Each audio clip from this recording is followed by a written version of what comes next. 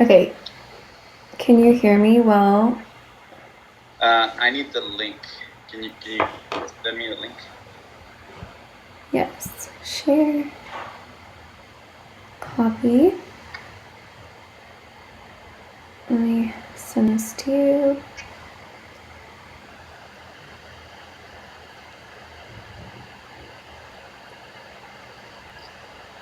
Okay. Paste. Okay, let me pull it up on mine too. Okay.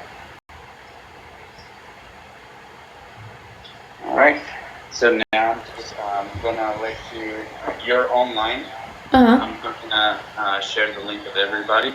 Okay. And just just know that you're online or live. Okay, cool. Sounds good. Okay.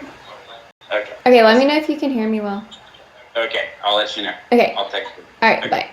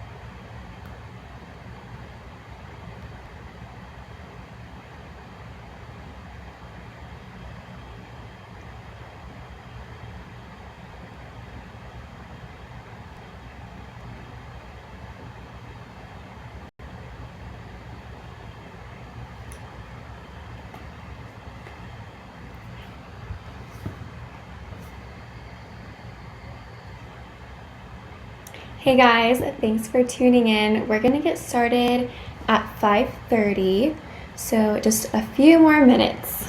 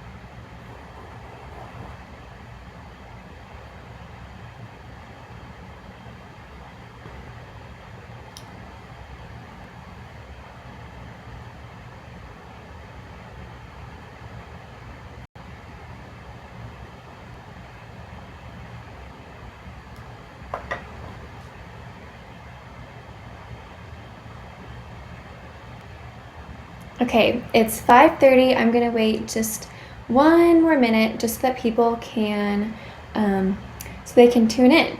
So yeah, definitely I want to use the chat box and answer as many questions as I possibly can. And if you can hear me, would you just like put a little emoji in the chat box?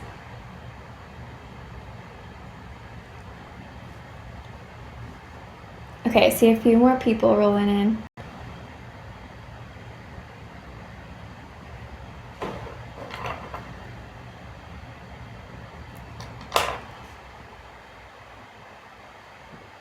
Okay. Hey guys, I want this to be interactive. So if you have any questions at all during the presentation, just put them in the chat box and I'm going to answer your questions as we go. So I have it right here. So I'm like looking at your questions as they come in. Yeah, I want to answer all the questions I can. Okay. All right, let's get started. So today we are talking about stress eating, and I know it's pretty prevalent at this time just because everyone is a little bit stressed with the coronavirus and everything going on. And the most common question that I get is like how to stop emotional eating or how to lose weight, and I can't lose weight because I'm emotionally eating. And it's actually interesting because throughout the last couple years, I used to think emotional eating was strictly emotional, right? But now I found that emotional eating is usually brought on by biological things. So whether that's physical hunger or your hormones causing you to crave certain things. So I want to dive in a little bit deeper today and talk about stress eating and just really help give you strategies on how to prevent from stress eating. And yeah, I see more people are coming in. So if you have any questions, just drop them in the chat box and I will answer them throughout the presentation. All right, so a little bit about me. My name is Nicole Hinckley. I'm a registered dietitian here in Dallas, and my goal is just to help as many men and women as I can become a more confident, happier, healthier version of themselves. And I do this through speaking. I have clients through programs. I love recipe development, kind of you name it. I like to do it all. But let's do a little introduction to emotional eating. So, I think if you guys are here, you probably have at least struggled with emotional eating at least once in the past. So emotional eating, when I think about emotional eating, I think back to my college days when I was kind of emotionally eating at night. I would kind of binge at night after just like crazy stressful days, and I would restrict myself way too much throughout the day. And so at night I would just end up like binging on like a lot of calories, a lot of food, and it would cause a lot of guilt afterwards. So that's kind of like I think what most people think about when you think about being an emotional eater. There's also a lot of other ways to look at it. But have you guys ever thought about what causes emotional eating? So it's really interesting. We're going to dive into it. But if you have a pen and paper lying around, grab it so that we can kind of write down times that you have emotionally ate in the past and try to pinpoint it. So get your pen and paper and try to remember a time where you emotionally ate, like where you felt guilty that you ate too much, or your stomach felt too full, or you were sad or down and you overate. So, or stressed or bored. It can be so many different things. So write down a time that you can think of that you experienced this, and try to write down, like, if you can, what was going on around that. So like, what emotions were you feeling? What kind of foods were you craving? How long had it been since you ate your last meal? And I want to talk about physical hunger first, because whenever you are craving foods emotionally, sometimes it is just because you're hungry. And I want to like really tackle what hunger is. So I think people just think about hunger as your stomach being like your stomach growling, your stomach feeling empty, thinking about food, and like that's kind of it. Like if I'm not any of those things, then I'm not hungry.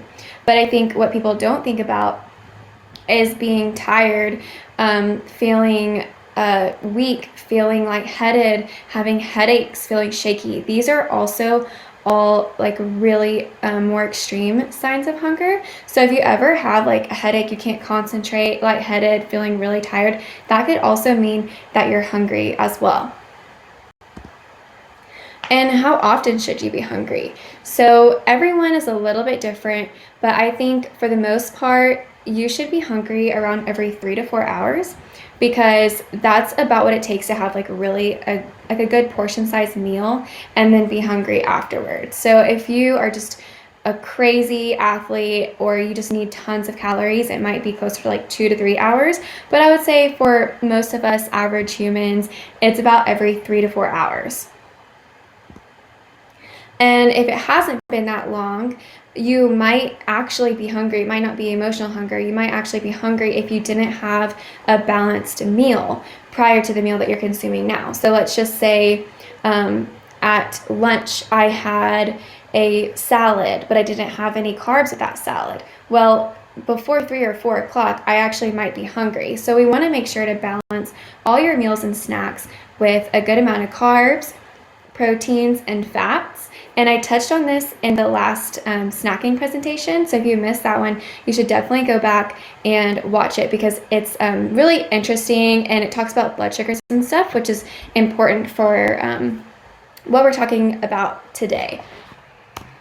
Post-workout. So another time that you would actually be physically hungry is if you just worked out. So if you're working out, you're exerting lots of energy, and after you get done, chances are you probably want to replenish that energy, so you might be really hungry after workout. So one of the things I recommend is trying to plan your meals around your workouts. Okay, so emotional eating. So that covered the actual hunger you probably need to eat in these situations eating. So emotional eating. Signs of emotional eating include eating foods when you don't feel hungry. And I'm not just talking about, I don't know, your kid's birthday cake, having a bite of that. That's fine. I'm talking about finishing dinner and just feeling like you have to eat something else just because. You don't know why, but you just want to stuff yourself a little bit too full.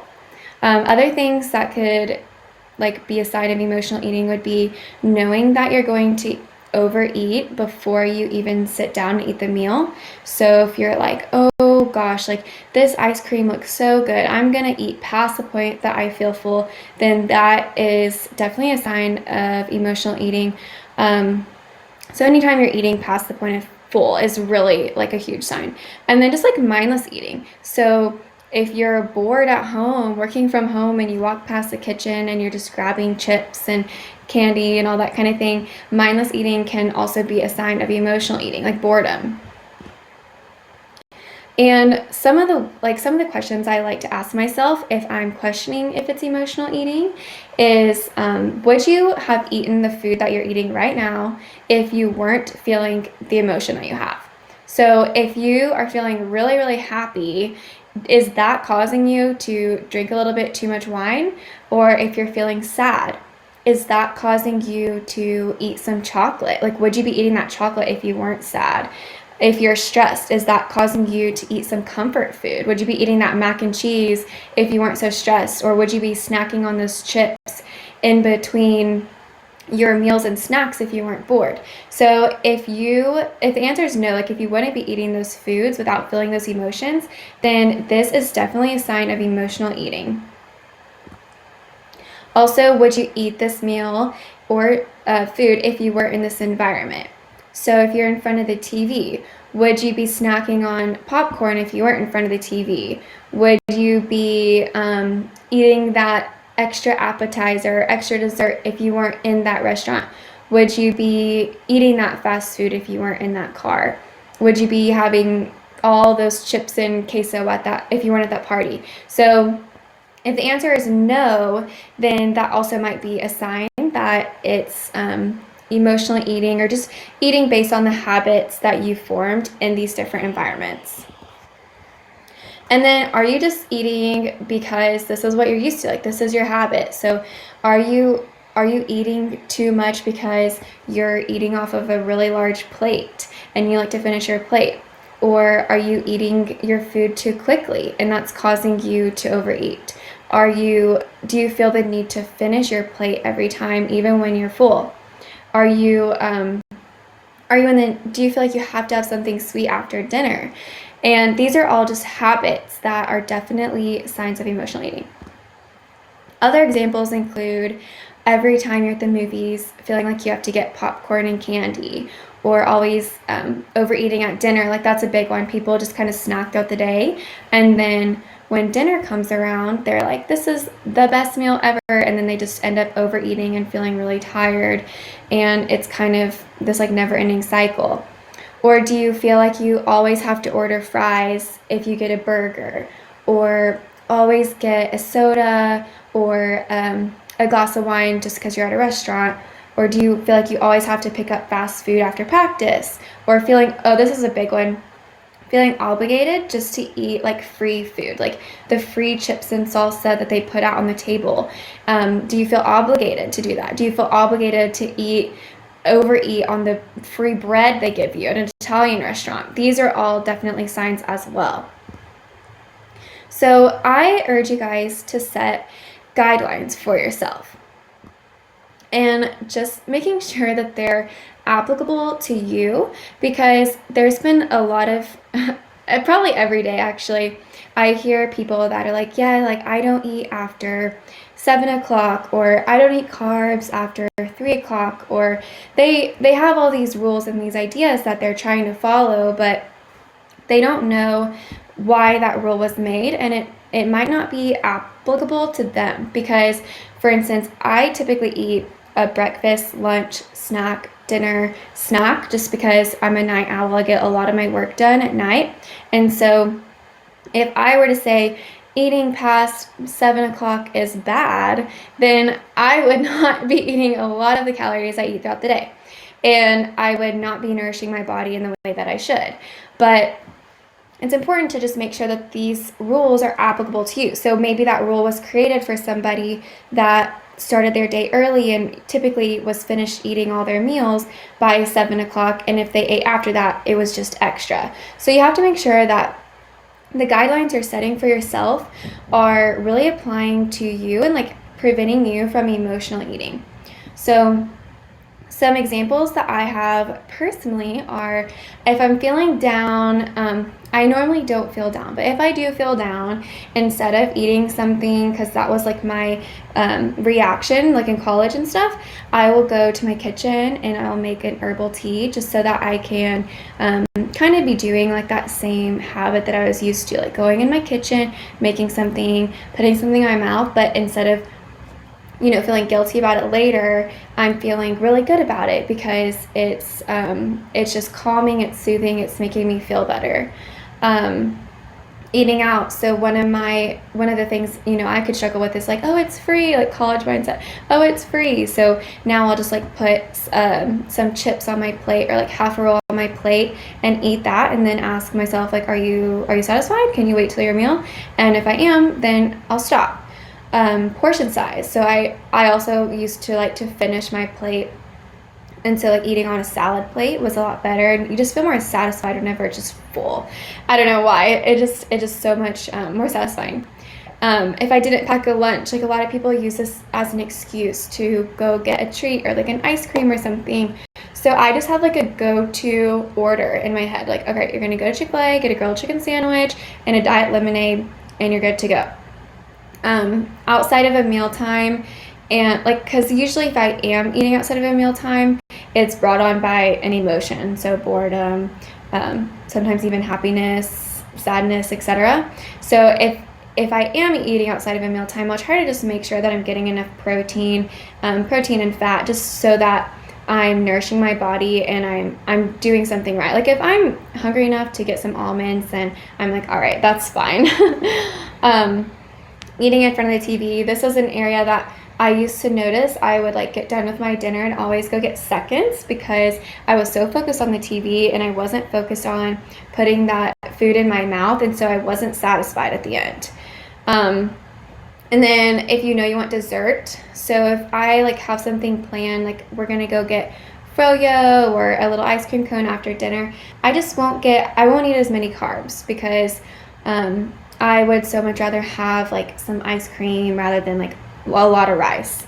And yeah, like we talked about earlier, so if I know I want seconds, I'll just get about half as much the first time. So these are the guidelines that are important to create. If you do identify that you struggle with a certain emotion, like we wrote above, like happiness, sadness, boredom, it's important to create guidelines for yourself. So on that piece of paper, I want you to write down different emotions that you think trigger emotional eating for you, and try to come up with like a guideline for yourself to fix that. And I would love if somebody would share in the chat box. I think it'd be good to like read it off and share with everyone. So yes, like other examples. If you're feeling, oh, this is another one. If you're feeling stressed, which we're about to talk about, a lot of people don't eat during the day or they overeat. But if they don't eat during the day, they're like, oh, I'm not a stress eater, I'm fine. But then at night, they're so hungry that they end up not caring what they eat at all, that they end up overeating like a lot of comfort foods and stuff at nighttime, and it ends up being worse than it would have if they just would have eaten food. So that, I never used to be a person that just like when I got stressed, I didn't think about food, but in the last like year or so, I have just gotten so like, oh my gosh, I gotta get this done, deadline, blah, blah, blah. And so now I've definitely seen that I will like accidentally forget to eat a snack, and if I do that, I'm always so hungry at night. So now I just like make sure that if I do feel that way, I'm like, okay, you have to go get a snack by 2 o'clock or 4 o'clock or whatever that is. Okay, and let's talk about the stress hormones. So what actually happens when we are stressed? So it's kind of funny because stress is a feeling, but there's also a lot of stuff going on when we feel stressed. So cortisol and adrenaline. These are the two hormones that are released whenever we feel stressed. And there's a lot of other things besides increased blood sugars and inhibiting insulin production that cortisol and adrenaline do. Like they can affect your immune system and your blood pressure and all that kind of stuff. But the things that I think about when we think about stress eating and emotional eating is the blood sugars. So having increased blood sugars and having inhibited insulin production can cause your blood sugars in your body to be a little out of whack. And we talked about this last week, but whenever your blood sugars are out of whack, it can cause your hunger, your fullness cues to be a little off, and also cause you to crave sugar. So if you're stressed, it actually makes sense why your body would start craving sugar. It's not, I think for some people it is like a coping mechanism, like, oh, I'm so stressed, I want ice cream. But I think more often than not, it's really your body like signaling to you that something's out of whack, and it's like, you're like, oh, I'm craving sugar, what's wrong with me, blah, blah, blah. But really it's something biologically that's going on that's normal. So examples of things that would maybe cause you to start craving sugar or just like junk food really are lack of sleep, because whenever you're not sleeping, that can definitely affect your stress levels. Big deadlines, losing a job, super busy schedule, busy move, or a recent move. So yeah, my husband and I were listing our house this month or next month, and it's just like, it's so crazy with everything going on. And how can we prevent it? So how can we prevent from those hormones releasing and causing us to crave sugar and stuff? Well, exercise. I know all of you guys are great at exercise, but exercise definitely helps keep those stress levels in check. And then eating balanced meals and snacks, because even if you're craving sugar like ice cream or gummy worms like what we had above, eating a balanced snack, even though you don't want it, it's just going to help you get right back on track. But if you have that sugar, then it's just going to send your blood sugars out of whack. And then also finding an alternative. So yeah, like instead of coping with food, trying to do something relaxing, like drinking tea, exercising, meditating, listening to some calming music, whatever you want to do to just really help yourself de-stress. So how do we prevent emotional eating? So now we know that emotional eating, it can be emotional, but there's also a lot of other biological things that can trigger it. So yes, like hunger, if you're not eating every 3 to 4 hours, if you are not pairing your foods correctly, like these are definitely things that can cause you to be hungry whenever you might not think you are. And then as well as like the stress hormones. The stress hormones can release to cause you to think you're emotional eating, but really there's things going on in your body that are triggering you to crave those things. So if it really is like emotional eating, just try to like remember these 3 things. So stop eating when you're satisfied.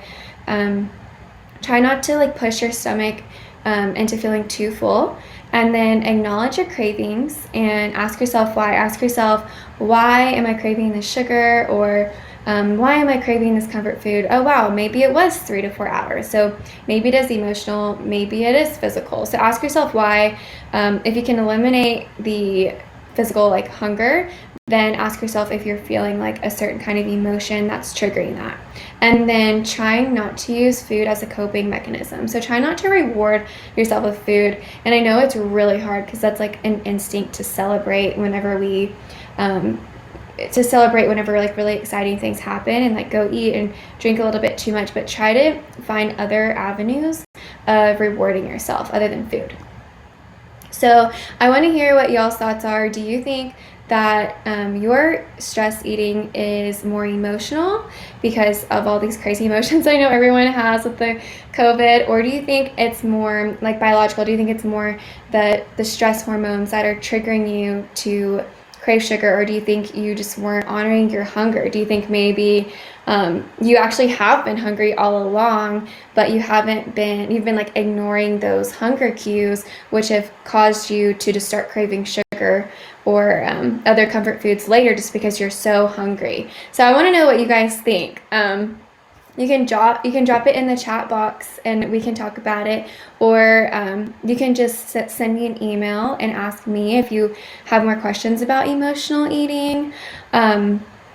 Yeah, and I did want to say I do have a free like 7-day meal plan. It's more of like meal ideas because I don't have like specific calories and macros and all that stuff on there because everyone's different, right? So it's just like it's just definitely like ideas, and it includes a grocery list.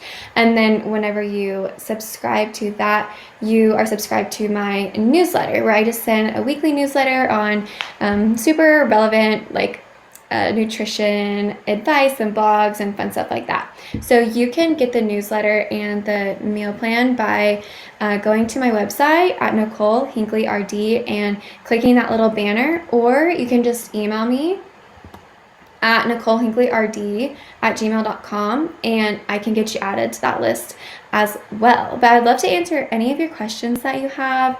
I know like emotional eating it's such a big topic, and it takes a lot to kind of pinpoint and figure out, but I hope that you were able to kind of identify maybe why you emotionally eat, or strategies to help prevent you from emotional eating. But yeah, so I will take any questions you guys have. You can drop them in the box, or you can email me if they're more personal, or I'm also posting lots of stuff on my Instagram at Blissful Nutritionist, and you can DM me there as well. So yeah, and I love answering all of your questions. Like I love what I do so much that it just makes me so happy to help everyone I can. So really don't hesitate to reach out. Okay. All right, guys, so I don't see any questions in the chat box. So if you do have a question, just email me or DM me, or you can also contact me through my website. And like I said, like I just love being a resource for you and helping you in any way that I can. So if emotional eating is something that you struggle with, I've been there and I can definitely help you navigate that. And if you have any other questions as well, like if you have questions about weight loss or weight gain, or how to eat healthier through the COVID, just reach out and I would love to answer everything. Okay, well, thanks for joining, and I can't wait to see you guys next time.